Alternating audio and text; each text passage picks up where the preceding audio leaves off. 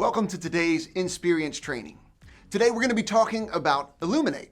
And specifically, under the heading of Illuminate, we're going to talk about the case for education. So I got to take you back to my house real quick because I have 4 sons and there is a nightly battle in our home about homework. And it's not just subject by subject, it's question by question. Dad, why does this matter? So the question that I would have for you is that, you've done a lot to prepare yourself to be where you are right now. You've done a lot to be ready for this moment, but would you be willing and hungry enough to learn more? That's really what homework boils down to. Do you want to be ready for the next test? Well, let's begin with what makes education possible and what education makes possible. And then I'm going to talk you through an analogy, just maybe to bring it all together. So let's talk about the case for education. Number one, the first thing that education makes possible is confidence. It's why the teaching takes place before the test. It equips and it instills belief. I can do this. I'm ready.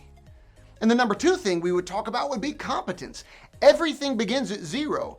So the more you learn, the better you become. Mastery of the fundamentals has to happen before you add in the flourishes. And the greater the understanding, the greater the innovation, the more you can add to something that's already good and make it great.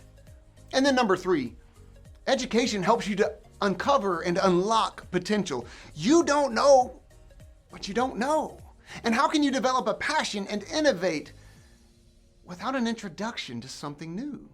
What if Bill Gates had never been introduced to a calculator? What if Tom Brady had never been handed a football? How can they become great in something until they have experienced it, met it, had an opportunity to fall in love with and develop a passion for it? So confidence, competence, and potential are all the byproducts of education. So here's the analogy. I have a smartphone, right? I have a smartphone, and if I were to wipe every app from my smartphone, every function except the power button, what would it be?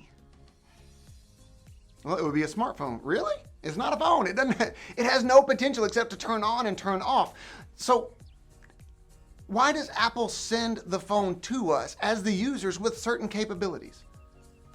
Well, the answer is because they're the basics. Well, that's education. They're the basics, the fundamentals. These are the things that most people will use. And most of what is automatically included in a smartphone coming out the box, they're the basics. For us, that is the process of establishing fundamentals. And then it's about knowing what has to be present to be able to be called a smartphone. It's got to be able to make calls. It's got to be able to do basic computing, right? But then ask the question, why do we need to add apps? Well, we add apps to meet a need. Some apps become foundational. Some apps are recreational. Some apps are added because of our environment. Our kids get hold of our phone. Our bosses add things to our lives. And when bosses add things to our lives, we have to receive education to employ it and to do it well. So do you see the connection? Without education, without the ability to add knowledge, what are we? The people who make smartphones are forever creating a better smartphone. Why? Competition.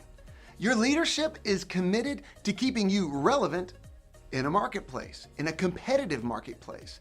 Just like Apple's got to keep making better phones, your leadership are committed to helping you win. Your leadership, their desire for you is that you be confident, that you be competent.